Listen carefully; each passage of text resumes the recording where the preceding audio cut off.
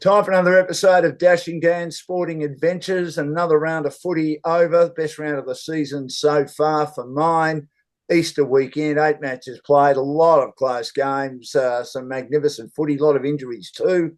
So we'll get to that. And of course, this is our view from the outer segment as part of the football season, which will be on regularly on Spotify and other social media platforms.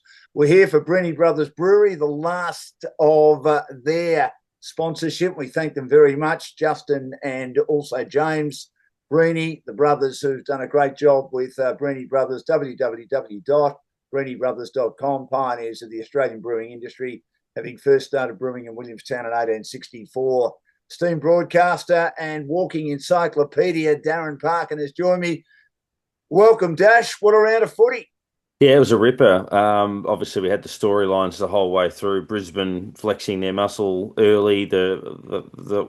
I know we always talk about, say, the horror show that was Carlton, but North go 3-1. The D's, announced themselves further, and then obviously the brilliant finale with Hawthorn and Geelong playing out. You can almost set your watch to that match being a single-digit margin, and we ended up there again with a thrilling finish. I think it's the best game I've seen this season. The Bulldogs Brisbane game might have been a better quality game, but it was just tight all day. I know the turnovers cruelled and killed both teams. There was obviously the inferred pressure. I thought that Geelong got a really good run with the umpires. I thought the umpires were so inconsistent with holding the ball, particularly against Hawthorn. They paid holding the ball decisions that were very similar to the Cats and didn't pay them to the Hawks. I know my son was having conniptions sitting next to me. We were up in the pavilion of the MCC. It was a fantastic atmosphere. And, of course, just a great game of footy. And the Hawks found a way when it looked like Geelong were going to win the game. Yeah, I thought that was spot on in terms of the rub of the green. I mean, that obviously happens sometimes, but even if you look at that late passage of play where Geelong hit the front with a minute to go, I'm not sure what that free kick was for, a block, I think, that led to them going inside 50, but the replay shows that was incorrect. And obviously Hawthorn went forward and levelled and then won the game anyway. But yeah, I think it was the final number. I know it was 20-10 halfway through the last quarter. It ended up being not the number is the be all and end all, 24-13 it was in the end. But in an even game where most stats are even, you'd obviously expect that to be a bit closer than that. I mean, I'm not one that says it has to be 18 each or anything like that, but yeah, it felt like they probably had the better of it. High intensity game, so there was a lot of mistakes, but the class of certain individuals was particularly telling. Jack Gunston, who looked like he'd done a hammy in the third quarter, obviously ended up kicking the winning point, but he was pivotal again. McDonald, some of his clearance work in the last quarter for that the equaling goal was significant. The run they get from the likes of Jarman Impey and these sorts of players was particularly telling. I thought Ginnivan was all right, not huge numbers, but played pretty well. And then obviously the Cats, they're hard running mids. Bailey Smith dominated the first half, bit quieter in the second, but still prolific. Max Holmes, Tanner Bruin, who's had a good start to the season, and even the likes of Lawson Humphreys is a handy player. Obviously did their bit as well. But yeah, great game and quite literally could have gone either way. It was just bouncing on the seesaw the whole way through. And when the siren sounded, it was the Hawks' turn. Parry and thrust, I think a draw would have been ideal. Yeah. And I thought Jack Bowes was good for Geelong as well with 2 goals. Myers was quiet. Close is really struggling at the moment. Shannon Neal knows how to kick goals. He probably does. He needs to do a bit more defensively. My issue with Geelong, and I know this is a tough call, they lost by 1 point. Ollie Dempsey is a one-way runner. Bailey Smith, I think, is a one-way runner. And I think also Max Holmes is a one-way runner. They need to get back and help the defenders. And it was a passage of play where the Hawks kicked a goal where Tom Stewart missed the ball. It was just hectic down at the Hawthorn goals at the punt road end, and they had numbers everywhere. And Geelong didn't have enough getting back to help out. And that sort of showed me that they need to work on that part of their game. Yeah, and it's interesting putting them, I guess, putting their season in focus. Obviously, coming off a grand final last year, by the end of the year, they were absolutely flying and they would have been favourites to win that grand final, but obviously Brisbane got hold of them in the end. And this year there would have been a belief that they were right in the mix, and they probably are. Look, they were vulnerable in the opening round against the Gold Coast with so many players out, and they got smashed in that game. Came from 6 goals down to beat Freo. Beat Adelaide in a game where they were the better side, but it wasn't a super game. And then obviously this one, which was finals, like intensity. I guess it's probably we know they're pretty good. We know they're likely to play finals. We know they're hard to beat, but I reckon if you were putting your hierarchy together, you wouldn't be absolutely certain whether they're at the top, whether they're, 3, 4, 5, 6. I don't know. We'll obviously find out over coming weeks. They're still pretty good. I'm just not sure where I have them in the list of contenders at this point. I thought Jarman Impey was BAG. His run Hmm. was outstanding for the Hawks today. He just got them going, set them alight, kept them in it, and just took the game on. I thought he was absolutely brilliant. John Newcomb had a rare bad day. Normally great Shaw ball handling, but he 3 or 4 times in the last quarter, we know the pressure was on. And the most enigmatic footballer in the competition is a gentleman called Mavio Shoal. He took some wonderful marks. He missed 2 absolute sitters, Joel, which could have given Hawthorn a very handy break. And when he kicked through the footy and kicked a terrific goal, you thought, well, that's what he has to do. But those 2 he missed early in the game and late in the game, he just sort of tried to guide them. But he's a fascinating player for mine. He is, and I guess everybody gets their moments too in games. You're right on John Newcomb. He was almost the leading fumbler through the early part of Yeah. that last quarter, but he got the clearance right at the end of the game out of the middle, which led to the score. So you have your moment. Marvior Chol made those mistakes, but kicks the goal that gets him within a point midway through the last quarter. Jack Gunston looks injured, kicks the winning point. Players popping up and doing their things at key moments in the game. And yeah, I mean, the Hawks are fascinating. I mean, that first round loss to the Giants looks bizarre now because the Giants haven't fired a shot since. And Hawthorn have had 3 really strong victories, belted Essendon, good win over Sydney, and then this one. So the form lines of those two sides have just gone in completely opposite directions since that day.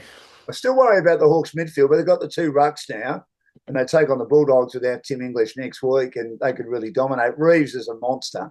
He did some good things. He went forward a couple of times. He'll be hard to counter.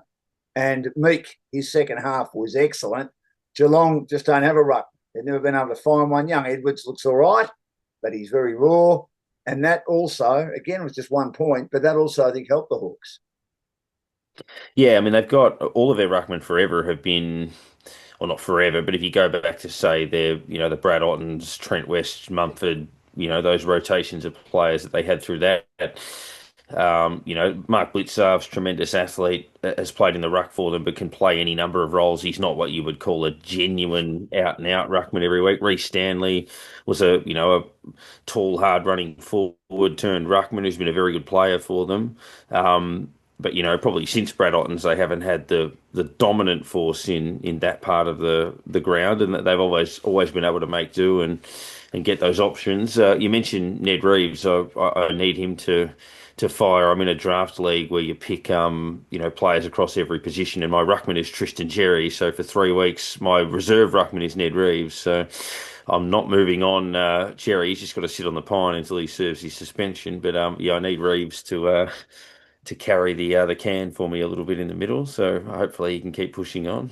Well, it was a magnificent game, big crowd, nearly 85,000. I turned up today, Dash. I got off the train at Richmond Station. I worked this morning in Finchley Gully, and I drove my car to Geelong to my cousin's place and then caught the train. It was full, and you got off and at Richmond Station, there were 4 trains getting off together, heads on them like mice. You virtually had to stand in line to get out of the station. You make your way to the ground. The lines at gate 3 and gate 2, the queues were far. I mean, amazing. You get in, and there was hardly a spare seat in the place. And yet I thought the crowd might have been, 84,000, brilliant, but I thought it might have been a bit more than that. But it just had a finals-like atmosphere, and the game delivered as well, which just made it a special day. Yeah, almost a similar experience in the opening round. The St Kilda Collingwood game had about the same crowd. I think it was 83 or something like that. Where yeah, you had that where you were for those coming in on public transport, and then walking across Brunton Avenue, and with the crowd funneling past Punt Road Oval, and then wandering up through the car park there, and spreading out when you get a little bit of room. It's a hell of an experience. It did remind me of going to an elimination final or a qualifying final in September. And given how early in the year it was kind of similar weather too, like that sort of warmer. You're not in winter at that stage, so yeah, there's a bit of that finals feel to it. Well, magnificent game between two very good sides, and as usual, another close one between Hawthorn and Geelong. We'll start there and then sort of go backwards, if you know what I mean. The Dogs, first half okay last night. Second half disappointing. I thought Essendon were better defensively. Bulldogs out with injuries. And need of Tim English might be anywhere between 1 and 4. Same with Ed Richards, who didn't even get on the ground last night. He suffered the injury in the warm-up before the warm-up. He did the warm-up or tried to do the warm-up and eventually had to pull out. McNeil, who just isn't quite good enough, came into the team, and when he did get his chance, he did 3/4 in the twos, by the way, and really struggled in that. He was one of the emergencies. He had one decent hand pass, and that was it. So my concern for the Dogs is they lack depth when they lose some of their very good players, and that'll be an issue next week, and then against Geelong, Sydney and Fremantle. And next month, we'll decide a lot about them, but incredibly, they're on top of the ladder, undefeated, the only team in it. Undefeated. Yeah, they've been flawless really until the second half they were a bit scratchy, but they've played prior to that 14 fabulous quarters of footy really. Copped a few injuries. I know there was probably an expectation given the way the Bulldogs started. They kicked 7 in the first quarter. They're 35 points up. Essendon have been demoralised over recent weeks. I think the markets before the game had the Bulldogs $1.03 and Essendon $20 or something outrageous like that. So it was probably a belief that we were going to get a margin like the Sydney West Coast game where they'd win by 20 goals or something. And everything pointed that way early. So I guess at halftime when you're up by 54 and win by 6 goals, that there's probably a slightly underwhelming feel. But Essendon, every side in the competition is entitled to respond, and the Bombers did. Their second half was pretty good. Their pressure, their intensity around the ball. For Essendon fans, they'd look at that as a little bit more of what they're capable of. I mean, they looked a bit spiritless at times in the opening rounds. They finished okay against North and put a bit of pressure on them, but that's a good sign for them in terms of the road back against a side that was absolutely airborne. Obviously, they did it when the game was over, but that's encouraging. And look, the Bulldogs were destabilised a little bit. They lose their ruckman, they lose one of their best on ballers. So there's a few factors in that, and the game was shot to bits. So I wouldn't be too concerned. If someone had a said at the start of the year, "Oh, you'll beat Essendon by 6 goals," you'd think, "Oh yeah, that's a nice tick on a Sunday night.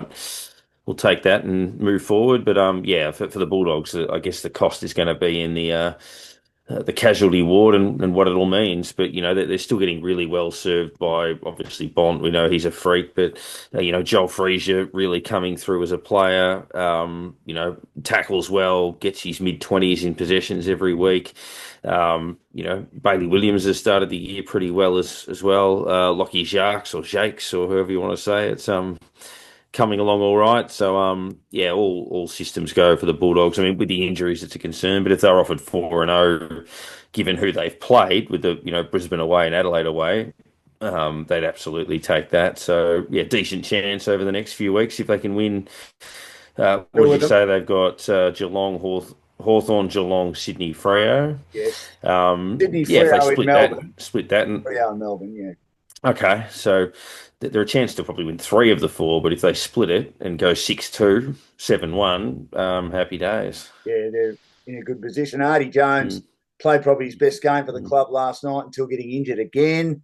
He might have been the small forward they're looking for because I'm not sure they get Waitman back. Treloar's injured. We know Garcia's injured. So the depth does fall away. I think it's always been the issue with the Bulldogs. We know their top-end talent's pretty good, but it's your bottom 6 that are so important to your push for a premiership, which they had in 2016 with players like Roberts and Hamling and Smith and Biggs and Zane Cordy, and they were very solid players at best. Dunkley even then in his first year. I'm not sure their bottom six is anywhere near as good as that, but the top end talent is better. So we'll wait and see. But the Bombers, it was better. I liked Reid until again he got injured, which is just frustrating for their team. There was no caddy last night. Their young forwards, Archer May and also McCarthy. Oh, no, sorry, Edwards were pretty good, and they kicked 4 in a row. And even Jay Gresham, he had about 4 kicks, and he's been a real disappointment for Essendon. A much better player at St Kilda, kicked 3 goals. But, yeah, much better. Melbourne this week. So we'll see what happens. Now, during the Jake day, Gresham's interesting. Just on him, so at the Saints, when he first started, he was a small forward, and he had that run. So 2017-18, very early in his career, where he kicked 6 against Richmond, 5 against Melbourne, 5 again against Richmond. He's always been a really natural small forward. St Kilda played him a lot on the ball because he's a very good clearance player. He wasn't always great with the ball in hand, but he was a very good player at winning the clearance. So I just wonder whether, if you go back to roots and just say, look, he started as a small forward, he kicks bags when he's there, play him in that role and see if he can kick 40 goals in a season or something. Zach Merritt was better too, and Mm. Archie Roberts played really well as well. Had close to 40 possessions, and Corwell did a good job on Bont in the second half. But he only had 13 after it. He was on world record pace of about 50 with 22 in the first half. You're right, he's an absolute freak. Now, earlier in the day, I talked about Melbourne playing Essendon next week. I was lucky enough to be at the MCG with my brother and a good mate of ours, Richard, and the experience of sitting in the members, and we were in the pavilion with Melbourne supporters. It's a genteel feeling. There's no swearing. They boo at everything. They get a little bit fired up, but it's just fascinating watching them watch their team. They clap every single decent piece of play. In the first quarter, they kicked badly, but I thought they were going all right. And the Gold Coast were a bit flat, and I thought after that, their run, Carey and Cosy Pickett and the excitement, brilliant to watch it was. Yeah, I think that's been their only Achilles heel. Has been first quarters. I think they're minus 75 or something in their 4 first quarters, but they've been elite after that. Obviously, last week, the monstrous comeback against Carlton. This game I know it was tight until midway through the last quarter, but they looked the side slightly more likely most of the way through that. And then obviously they broke away. Freo blew them away in the first quarter, and even St Kilda, I think, were a couple of goals up at quarter time, but they were able to really finish those games strong and full of run. And, it's a really good mix for them. We obviously know the quality that went out of their side in the off season, but, Jack Steele's been outstanding. 11 clearances, 8 tackles, 18 contested possessions. Cosy Pickett was absolutely lights out the week before against Carlton. Still very good in this game. Brilliant. Their usual suspects gone, and Christian Salem and those sorts of players. But we mentioned them last week: Windsor, Sharp, Lindsay, Tholstrup were one of the great names in footy. Colton Tholstrup was very good as well. So look, Van Rooyen hasn't hit the heights that he did against the Saints a few weeks ago, but he's a prospect going forward. So yeah, there's a bit to like about him. I think maybe people just assumed that they missed the finals last year. They lost Petrarca, an all-time great. They lost Oliver. They lost May. They've changed their coach. That obviously it would have been a difficult grind for them, but they've shown they've still got plenty to work with. Darren Parkin has joined me to have a look at round 4 of the AFL. A great round over the Easter weekend. View from the outer as part of Dashing Gan Sporting Adventures for Brenny Brothers Brewery. They produce a range of easy drinking mainstream beers. They're magnificent, based on a family recipe from over 100 years ago. Available in cans at many independent liquor stores and on tap at some great pubs and clubs. The Gold Coast obviously missing Petrarca. Anderson had a quiet day. Miller was well held by Tolstrup. And Melbourne, I just thought, were too quick for them. The other one that was quick was Chandler. Rao needed the run. I thought one of the positives, he doesn't do enough, but was Jed Walter. Took an outstanding mark at full back. He's very athletic. Kicked a goal that wasn't allowed because for some strange reason the umpires didn't call advantage to a free kick, and the advantage was he kicked the goal, so why not keep the play going? And then he took an outstanding pack mark in the forward line. So I thought there were some positive signs from him, but they'd be disappointed, and Damien Hardwick certainly was at the end of the game, that they dropped their first game of the season at the MCG. Yeah, I mean they don't get a lot of opportunities to play there. The expectation is that they'll be at the very least a final side. So they'll obviously come up in a game like that against a side that knows the ground. Like I mean, in finals, if you look at the way it is this year, they could play a Hawthorn or a Geelong or something like that, or the Bulldogs. You obviously you need to get some exposure there and opportunities to take on those sides. And yeah, they'd be frustrated. It was a bit like, a couple of years ago where they didn't win away from home until round 22, I think. Last year they were much better in that space, but that's the next part of their maturity that, they're anywhere, anytime. Melbourne were always going to come at them. They were up and about and they got ambushed, unfortunately. Zeke Ullin kicked a ripper of a goal just Yeah. after half time. He kicked a couple, so there was still plenty to like about it, and it's 3-1 in the first month. They'd be pretty happy with that. But given the limited looks at the MCG, they'd want to capitalise on those. Jared Witts is a great ruckman. He got absolutely obliterated by Max Gawn, who may, and speaking to a few Melbourne supporters after the game, they think he might be the best Melbourne player ever. And some of them were people that have followed the club for a long time and saw the back end of Barassi and that great era between 54 and 64. And Robert Flower was a very good player. They've had some wonderful players over the years, Melbourne, but he just carried them on his shoulders again, the big fella. He was magnificent. Yeah, I mean, if you think of what the Mount Rushmore might be, Flower and Barassi are probably the two that come to mind. There's, I mean, Norman Smith for his coaching probably ends up on that mountain, but in terms of playing those guys, I mean, for a while, a few years ago, it probably looked like Clayton Oliver was shaping that way with MVPs and best and fairest. It hasn't quite worked for them, but yeah, Max Gawn, I think, what is he, 8 All Australians, half a dozen best and fairest probably. And he dominates. If you look at the other quality ruckman in the competition, he's another rung above them. So yeah, just and even now, obviously, that's really standing up with his leadership in that side as they develop into this new era, which is looking quite promising. The other one that's been a very good pickup for them with Viney injured, and I dare say you'd be a little bit disappointed that he's not still at St Kilda. Jack Steele, he was great again yesterday. He's the inside mid, and he was feeding the runners and played a great game. Yeah, he's had a terrific start, and it's interesting. I mean, you won't find a St Kilda supporter that isn't pleased to see him playing well. I mean, he was a favourite son, and certainly zero hard feelings at all from a Saints fans' point of view. They obviously love that he's doing that. I mean, from a St Kilda point of view, I mean, I think most Saints fans deep down might not have agreed with the decision, but probably understood it. And even now, you probably look at it and think that I'm glad he's playing well. It's shooting Melbourne in that sense, but how much of it is the fresh start? Did he need that opportunity to then push back to the heights that he'd had before after a frustrating couple of years? And what would St Kilda's midfield have looked like if he was there? Probably the comparison point, I'd look at it and think that if they weren't going to move on Jack Steele, would it have been someone like, say, a Jack McRae? And then I look at Jack McRae and think, well, Steele's going better than he is. He's injured. Where's he at in terms of his career? What's their contract situation like? So there's always going to be those sorts of comparisons. But look, I think St Kilda made a decision, which was understandable. I think it's been a great pickup for Melbourne. And I think every Saints fan on earth is absolutely rapt that he's playing well. There's a touch of the Matt Kennedy going from Carlton to Bulldogs about this, isn't A there? little bit, yeah, Yeah. yeah. Although obviously Jack Steele's contribution to the Saints long term, I think 180 games. I think he's played the most games of any player that came to St Kilda from another club. Is that right? Yeah, I went past a couple of others in his last year, so um, yeah, he's he'll always be a favourite son in that sense. So yeah, wishing him all the very best.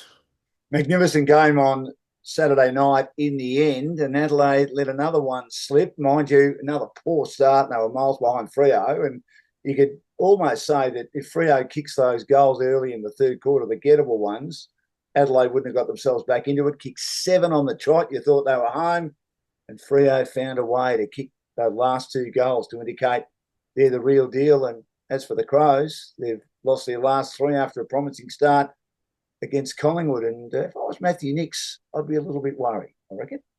Yeah, and all three losses very similar. The Bulldogs lost. They were not never out of it, but they were well down most of the game. They came from 4 or 5 goals down, hit the front in the last quarter and lost. Against Geelong, they were, sluggish start, a few goals down early, came back, hit the front in the last quarter and lost. And then against Fremantle, miles behind, 6 goals down, maybe more, come from behind, hit the front in the last quarter, look winners, and then get beaten. So they'd be annoyed. I mean, obviously, there's a lot in the starts of those games, but they'd be frustrated they didn't pinch one of them at least to be 1-3, having hit the front in the last quarter in all three defeats, two of them at home. Yeah, they would have expected a lot higher net result. So I don't think they're that far away, but obviously the pattern of their games is completely out of whack. They're struggling early. They're fighting their way back. They're not hitting the scoreboard as potently as we're used to seeing them do. Their midfield's probably on the back foot a little bit, but look, I don't think their problems are impossible to fix. Like they're close enough. They're just not getting normally you would expect a side like Adelaide to sneak home in a couple of those. They just haven't got any of them. So it puts them behind the eight ball when you think about top four and top two and contending. I still think they can certainly recover and make the eight, but it's just a question of whether they put themselves in position to contend. In those games, the close ones Mm. last year, they won. They won Hmm. 18 Hmm. and lost 5. And I thought they overachieved a bit. And you saw that in the finals where they did not Hmm. win a quarter. Rory O'Brien, or Riley O'Brien, I should say, is being criticised for that clanger, which saw Fremantle kick that goal. You wonder whether his career might be over because McSweeney has been a real positive for them, hasn't he? Yeah, he's been, squeezed out. McHenry, Gets I should say McHenry, McHenry. yeah, Real positive. gets an opportunity. In this game doesn't take that opportunity. They're obviously looking for somebody with a bit more mobility in that sense. So, yeah, I mean, you can play two ruckman these days. There's a few sides are demonstrating with five on the bench, but I'm not sure he's necessarily suited to that type. Being, he's not he's not a particularly, he can't go forward or anything like that. Doesn't have another string to his bow. And of course, Fogarty's been injured as well. I think their Hmm. back line lacks a little bit. As for Freo, I think they want for nothing, and everyone's been saying that. Again, did they go into their shell a little bit? Do they get a bit too defensive, which Justin Longmuir to me is absolutely obsessed with because they've got the tools to obliterate sides. Bolton, we know Sarong's a great inside player, Brayshaw, and Alex Pearce was outstanding with that smother at the end, and even the forward line with Josh Treacy absolutely firing. They're going pretty well, but they'd be a little bit worried, wouldn't they? There was a fade out against Geelong and almost a fade out that cost them dearly against Adelaide. Yeah, that the Geelong game, I was going to mention that where they, had that one not done, but they were well in control numerous stages through the first three and a bit quarters. But yeah, they haven't put a foot wrong other than that. And without having the scores in front of me, it feels like if you use your memory and think back over Fremantle going to Adelaide in the last 3 years, that every game looks like that, where they either win by a kick or I think they had the game a couple of years ago where Port beat them by a kick late. They lost the Carlton game with the double goal in gather round a couple of years ago. Last year they beat, which again it was Pearce who actually was the unlikely goal scorer that won them the game at the same end of the ground that he smothered this time. Similar scores. So yeah, they play some epics there, but they've become a pretty good roadside. If you look in recent years, their efforts in Sydney, their efforts in Geelong, their efforts in Adelaide. They beat the Gold Coast, I think, last year on the Gold Coast. So They they've beat the Bulldogs. yeah, Bulldogs in Melbourne, Collingwood in Melbourne last year. So that's a really important sign for them. They've got that sort of anywhere type mentality. I don't think there's a ground that would concern them too much at the moment or a trip that would concern them. So yeah, it obviously the back end of the last few seasons would have disappointed them a bit, where I think they missed the finals twice when they should have made it, and then last year they made it, lost by a point in the home final. But they're a very capable side. They can they can seriously do some damage. I mean, I love their defence. We've Mm. mentioned Pearce, we mentioned Ryan, and Mhm. Jordan Clark. Hasn't he taken his game to another level? That's one from Geelong that got away from them that's actually become a better player. Doesn't happen very often. Yeah, No, they've yeah, but he certainly, heading back there, has been elite all Australian. Yeah, he's been fantastic, and you look at what they've got out of guys like Murphy Reed and these sorts of players. It's yeah, really, really, really impressive setup. Darren Parkin is my guest again for Dashing Dan Sporting Adventures, view from the outer as we review round 4 of the AFL, a magnificent round or an excellent round of footy. And we're here for Breeny Brothers Brewery at www.breenybros.com, Australian-owned family business, profit stay in Australia as opposed to many top-selling beer brands that are foreign-owned. They've been around since 1864, having started in my neck of the woods, Williamstown in the western suburbs of Melbourne. Richmond and Port, a bit of a forgettable game. Port somehow in the top 8 at the moment, 2 wins, 2 losses. It's very early days, and this might be harsh, might be one of the worst sides to be in the top 8. The Tigers just can't score, can they, Dash? No, they can't. Last week against Freo, they were with them for half a game and then got beaten by 10 goals, I think. They had Carlton on toast the week before. They should have won that game. They just, couldn't convert. And then obviously this one, not a super spectacle. Port set it up early, weathered a bit of a rally late in the second quarter. Then they flexed again early in the third, and Richmond just weren't going to be able to bridge that gap a second time. So, I mean, Port have got some unsungs that are showing a little bit. I know their wins have come against Essendon and Richmond, but they're you know, in terms of players hitting the scoreboard for them, Whitlock, we spoke about him last week and kick a couple. Horn Francis has started the year very well, certainly not unsung, but Richards has been okay. And then, the usual suspects like Butters, Burn Jones, etc. Burgoyne's started the year pretty well. But that was the difference between the two sides. The Tigers, particularly with Tom Lynch out of the side, just can't keep a score. Outstanding career for Darcy Byrne-Jones. Yet another one that's flown under the radar, that's got the most out of his ability. Ryan Lester at Brisbane's another one of those. Harry Cunningham at Sydney. He's played well over 200 games and been a really good player. Yeah, absolutely. And he's played a number of different roles for them. Yeah, Ryan Lester is probably the poster boy for that over the course of his career. Someone who's been, able to survive through Brisbane's tough years and then obviously thrive and remain in the side when they become a powerhouse again. Darcy Byrne-Jones, he's played back, he's played forward, he's played midfield, become a real ball winner as well. Could be a handy user inside 50. Really solid player. That's going to be important for them in this period where they try to develop again. If the Tigers keep struggling to win, and we know they're without Lynch and Nankervis at the moment, and I don't think their senior players, Barb Loston, are really standing up like they should, is Adamuzo in trouble, Dash? It's hard. I know a lot of Tigers fans that certainly aren't convinced, but it's very difficult. I wonder historically. I mean, there are certain examples depending on when they take over. I mean, Chris Scott took over a powerful empire at Geelong, but they were still at the top. Obviously, Richmond had one of the best eras in their history. And when Damien Hardwick departed, they were still competitive, but they weren't the giant that they were anymore. But Adamuze took over right at a point of a fairly inevitable slide. I just wonder historically whether it's that coach that gets sides back or if it's the one after that, if that makes sense. Like whether there's somebody who, you look at, say, Matthew Knight's post Sheedy, and then obviously Hurd got them bouncing again for a period of time. I do wonder, whether if you're the person who picks up once the empire is over, whether you're the person or whether you put the building blocks in place and someone else does it. It's interesting to see which way it goes. Yet Stephen King, who I think has had the Mhm. perfect apprenticeship, he was at St Kilda and then he went to the Western Bulldogs, was there for a long time. And I think Brendan McCartney deserves some credit for the assistant Mhm. coaches he had. They were still in contract. I know Luke Beveridge was looking at getting a brand new team at the start of 2015 when he joined the club. But Joel Corey is a very good assistant coach. Marcus Bontempelli swears by him. And Stephen King had long apprenticeships there. And then, of course, he's gone to the Gold Coast. He coached towards the end of the season when Stuart Dew got sacked and went back to Geelong. So I think it's been the perfect apprenticeship for him.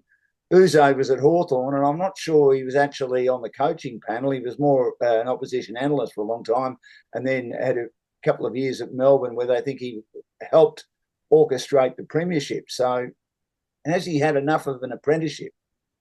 Unlike Yeah, Stephen King, who's had a great apprenticeship. Yeah, that's right. I mean, so Stephen King played under Bomber Thompson then, and probably Gary Ayres before that. Played under Ross Lyon at the Saints, and then, as you say, assisted at a number of clubs, premiership success. Got the keys for a while in Queensland, and then comes back, does a bit more of an apprenticeship, and then ends up where he is now. So yeah, I mean, you mentioned Brendan McCartney and what he's been able to do. I mean, we think historically about that, the Alistair Clarkson crop from Hawthorn with Yes. Fagan, Simpson, Hardwick, Beveridge. I'm probably forgetting a couple through there as well, but Brendan Bolton didn't have the success, but obviously was a part of that. Brett Ratton was there for a bit.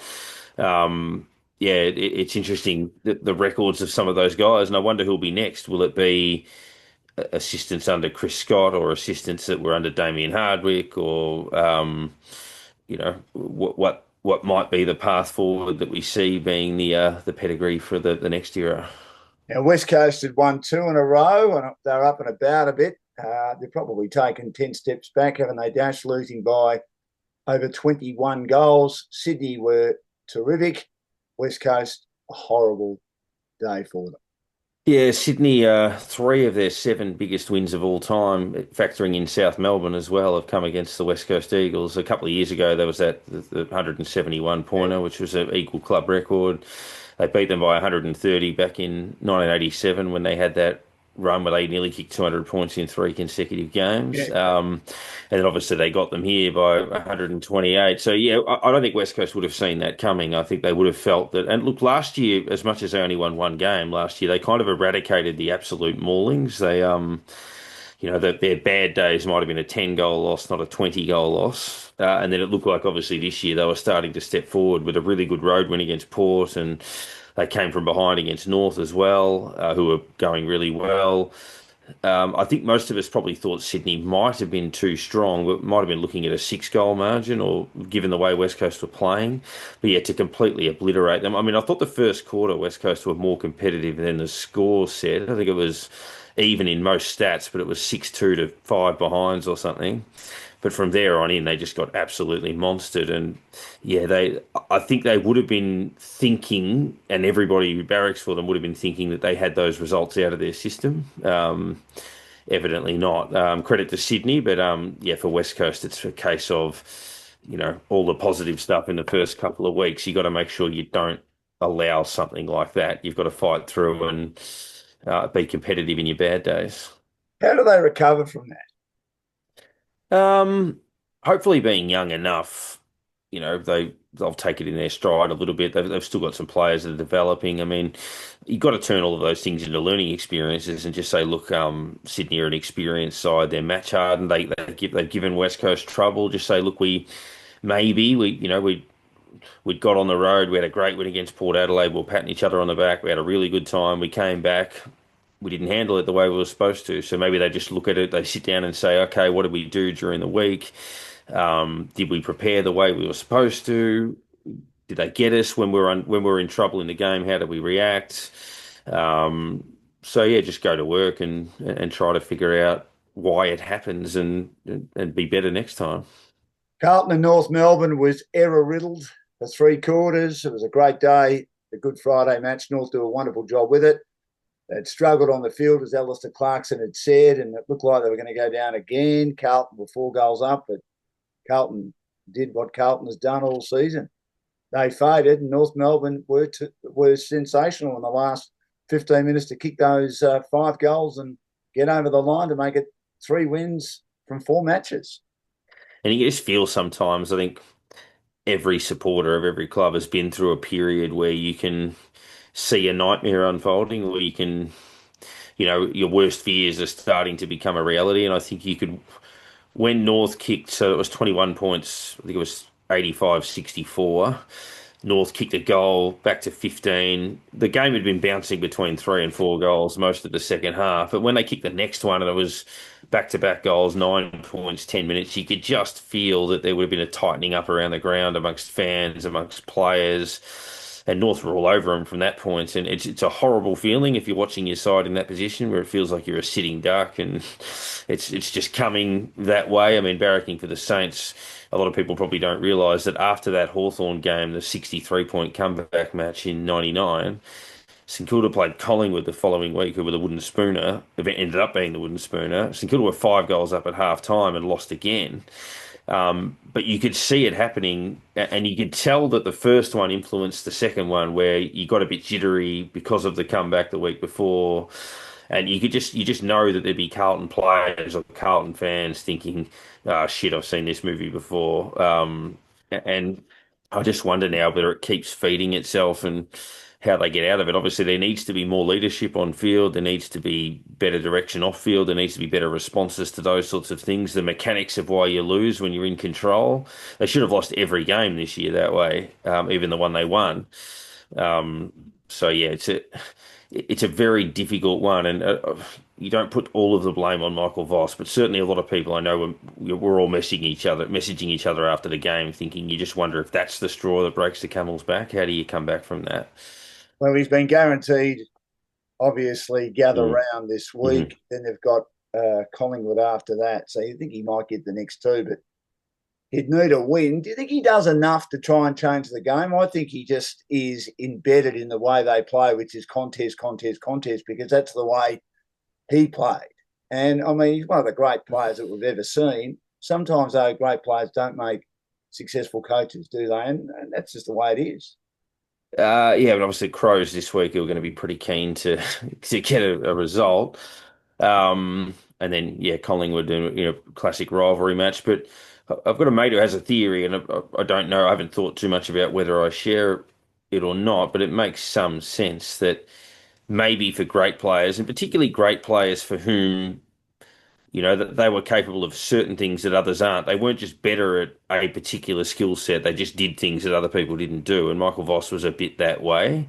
Um, whether as a coach, when you're trying to lead players, is there an expectation that they might be able to do things that they can't do because you could, if that makes sense?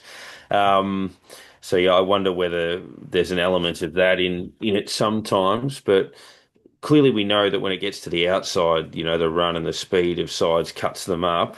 Um, you can't really fix that on the fly, but there certainly needs to be some tactical things that can, better control games when the opposition's coming at you. And we've seen no adjustment at all, really, across the first month. You probably put the Sydney one aside. That's an unusual ambush when a team kicks 12 goals in 20 minutes, but certainly the three after that have followed an identical pattern. Did they fall apart when Jacob Wiedering went off the ground? And this is a double-barreled question. Are you Hmm. concerned? And we saw some screamers. I mean, Jake Meltram took an outstanding mark with players just doing what they do, flying for marks that you can't take it out of the game, but they're obviously getting into the back of players and particularly into the back of the head of players when they're flying high and causing some concussions, aren't they? Yeah, and I've heard the conversation. We saw it twice in the St Kilda Brisbane game when Alex Taru knocked out Ainsworth of Brisbane, and then Sharman was KO'd the same way about 3 minutes later. But I don't think you can necessarily. I mean, nobody would want to see you outlawing or tinkering with that particular rule. I know they want to protect their head, but at the same time, you've got to understand that, even a player jumping for a specky, he's trying to put the knee on the shoulder or in the middle of the back. He's not trying to KO someone. It just happens. You see it in marking contests where people come in from the side and their hip will hit someone in the head. Or someone will fall down in a marking contest and just hit someone's knee or the back of their foot, or there's going to be unfortunate incidents. And one of the great things about AFL footy or Australian rules footy that sets it apart from anything else in the world is those high marks and the aerial brilliance. And yeah, we can never take away from that. I think I hate using the phrase collateral damage, but how many players get knocked out in screamers? It wouldn't be that many. And it's still a freakish piece of bad luck. So we can't outlaw everything. Round four, do you think we'll see a better mark than Jake Melksham's? I mean, it was pure and clean. He got up Mhm. high and we know he's had knee issues, and then he's just landed on the ground like a Spring Hill Jack. It was perfect. Yeah, brilliant execution, like, even in a diving sense, points for landing and all of that sort of stuff and the timing. Very underrated player, He Jake is. Melksham. It's obviously just a shame he missed their premiership a few years back, but he's been a really good player for them and even at Essendon back in the day. So good to see him come back from those injuries. He won that game against Brisbane a couple of years ago, almost single-handedly at the MCG. Yeah, and another really important part of a dangerous forward line where they've got so many of those mobile players. So, but yeah, that was a gem. Another unsung player has played nearly 250 games. And again, as I mentioned a bit earlier, flying under the radar. It's been a great career, hasn't it? Yeah, absolutely. There's, you took a look at those favourite sons and those sorts of things. I know he's been a dual clubber in this sense, but yeah, a player that squeezed every drop out of himself, and yeah, it's a shame. Obviously, the main story out of Melbourne's premiership was obviously Nathan Jones missing out at that stage of his career, given everything he'd done. But yeah, Jake Melksham would be a close second in the unlucky stakes. Brisbane and Collingwood. The Magpies were in trouble, I think, when Nick Dacos tried to play. And I mean, that was silly. Hmm. He could hardly move and eventually did not play. Craig McRae tried to outfox the media, but they were a bit too clever for him on Fox Footy and said, "Oh, we still expect him to play. He'll be all right. He's a little bit ginger, but he's moving around okay." You knew he wasn't going to play, and they were belted. I mean, to me, they look too old. Their forward line doesn't function. Their back line's not tall enough. They could fall off the cliff, the Pies, couldn't they? Yeah, I think Nick Dacos, if he was in the mounting yard, he would have been scratched on vet's advice straight away. Like it was pretty obvious. Yeah. Particularly a player like him, dynamic burst speed from stoppages and hard running. When you saw him shuffling around in the middle and noticeable limp and grimace. And given how important he is to them, you're like, if he plays, he tears the calf in the first 10 minutes and he's out for 6 weeks or something. So,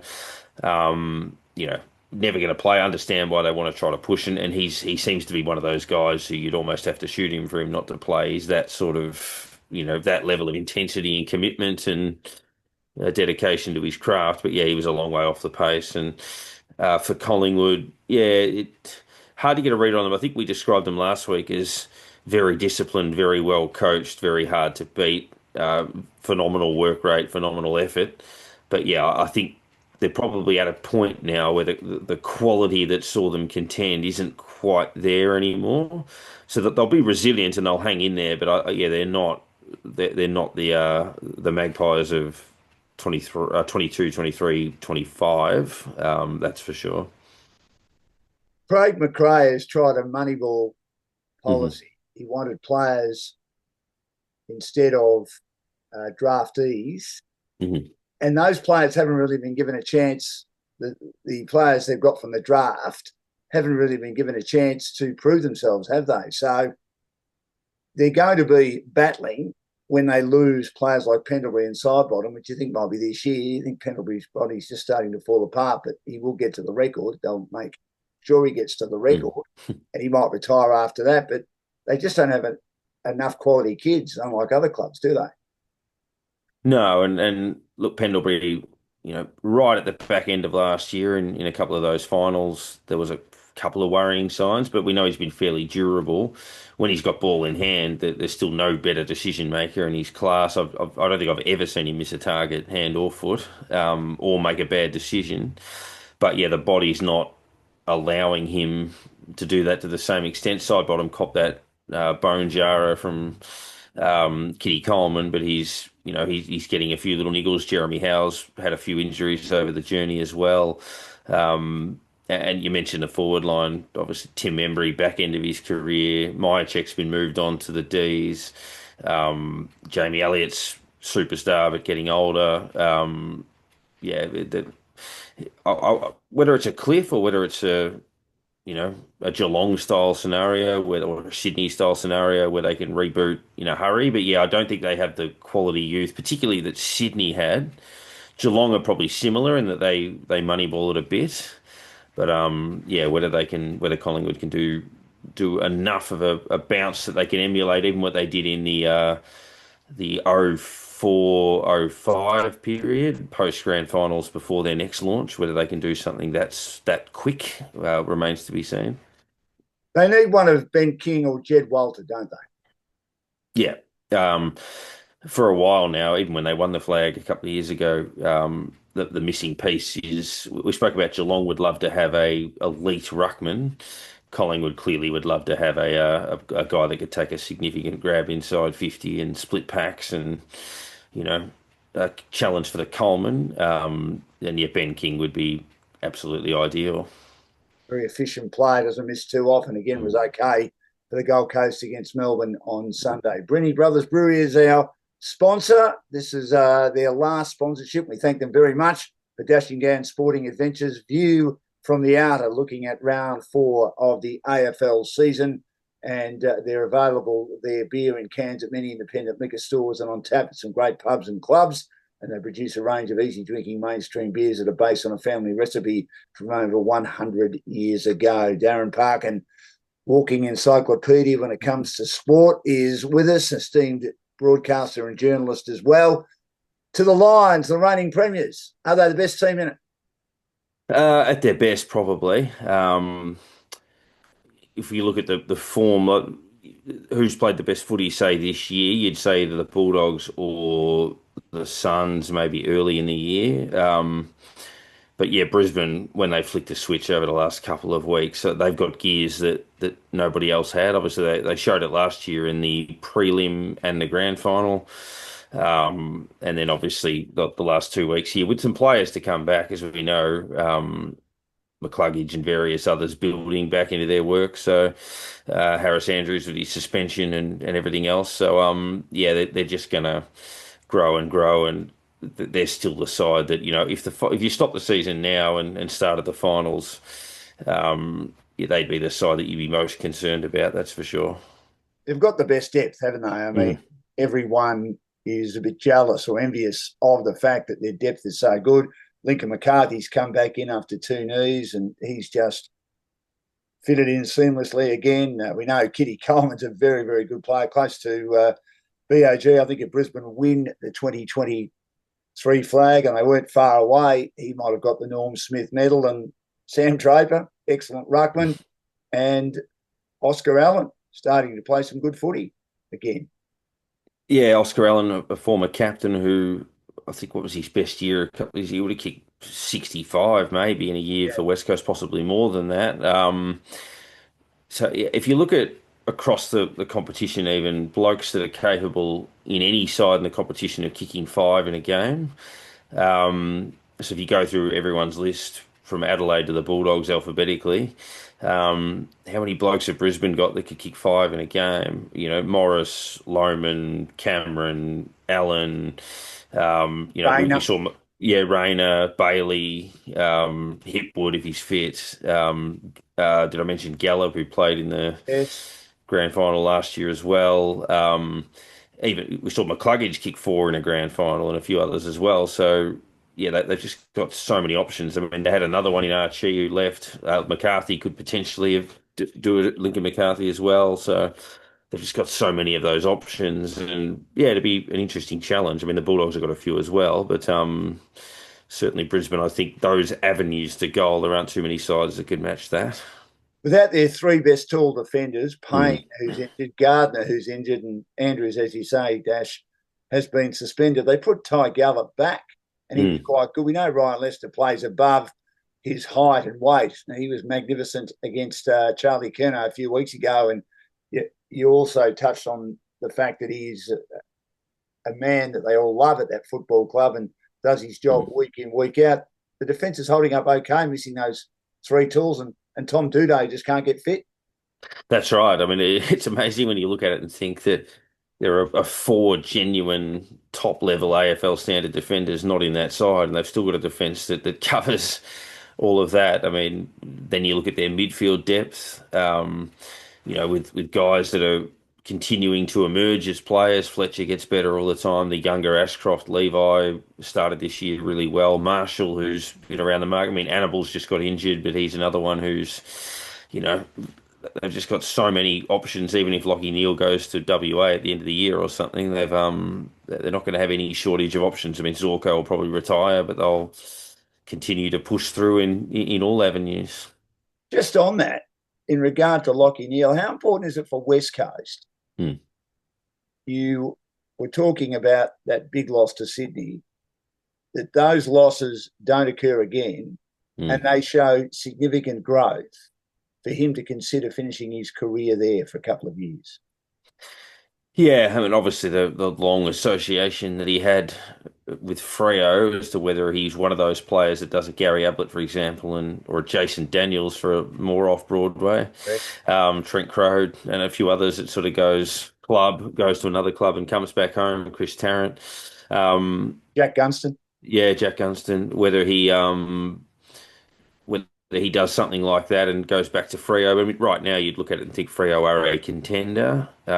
West Coast are probably on the rise to a degree, but yeah, clearly if you're looking pound for pound, you're picking Freo. So obviously West Coast have to find a way to be able to sell that dream. Before we go, Gather Round. I love Gather Round. I still think they need to find another venue, and I think they're working on that, sort of in regional South Australia. Peter Malinauskas does a brilliant job in the way he promotes it. Carlton and Adelaide's a big game for both teams on Friday night. The winner will be in a world of hurt. There'll be one win and four losses. The Crows just have to find a way at home, Dash, don't they? They do, and I think they will, even based on form. I mean, their losses have been frustrating, but they haven't been horrendous. Um, so look, yeah, I mean, if they lose this game, it's another story. But yeah, I think they've got enough to win that. An interesting game is Essendon and Melbourne. Melbourne, should they win, will be 4-1, and you could have had any price you liked. Melbourne being 4-1 at the start of the season, that's a big opportunity for them. And they've got Brisbane at the MCG, where I think there'll be a flukish chance, and incredibly, they could be 5-1. Essendon look better, as we said, against the Dogs, but this is a big opportunity for the D's, isn't it?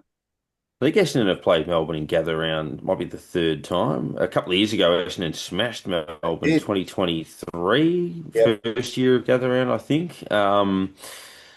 So yeah, and possibly again even last year maybe. So I mean they've had a good record in it, but yeah, the D's you would think on form would take that one. Although the Bombers would want to build on their second half and give themselves a bit of confidence. How unlucky are Brisbane that they haven't played at the Adelaide Oval yet, and they are the best team in the comp. Yeah, I mean when you look at the Adelaide Oval games, as you say Essendon, Melbourne, Collingwood, Freo, the two Adelaide sides play there, the Crows and Port, and then Hawthorn Bulldogs probably makes sense. But yeah, the Brisbane they played it, I reckon, Mount Barker one of the years, or sorry, or Norwood rather, in one of the years that they play in Barossa Park this time, which was that where they played the Dogs last year? No, Maybe they played them in Norwood. That was a in brilliant Norwood. game. The Dogs were miles up Yeah. at half time, and Mm. Brisbane, with their ability to kick goals Mm. quickly, got them in the end. And look, Norwood's a good venue, but it's a little bit small, isn't it? Yeah, and obviously playing North as well. I know they played a ripper in Hobart last year that was a draw, but you just wondered whether Gather Round might have seen a chance for a grand final rematch, or does Brisbane play Geelong? Does Brisbane play one of the South Australian teams to sort of, showcase the premier side of the competition? Hawthorn Bulldogs, one of the games of the round. The Dogs without a few. Hawthorn maybe without Jack Gunston. The Dogs midfield is better, I think, than Hawthorn's, even without Richards and probably Liberatore. Should be a cracking match, shouldn't it?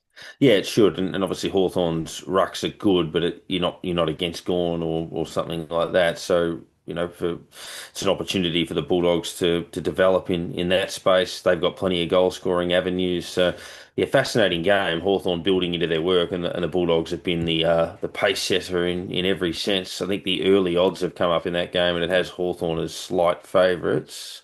Um, I would have thought even money, or if anything, marginally the other way. But yeah, it should. That's a probably almost match up of the season so far. I know I'm probably talking like a Bulldog supporter, as you know, glass half empty for me, but Dogs would need to improve on last night's performance. considering what Hawthorn did today. I know we have had a long conversation about the errors that both teams made, but the intensity of that game just indicated how good Hawthorn are, and they've got a pretty good recent record against the Bulldogs. What about two other teams, 1 and 3, your Saints and GWS? They were the two teams that had the bye over the Easter weekend. They need to find a way too, don't they? Yeah, the Saints have got back-to-back Adelaide games. They play the Crows next week. So from a Saints fan perspective, I think they had to win one of those two, and it feels like this one would be the one that on paper would be more likely. Certainly not a given, but more likely than the other.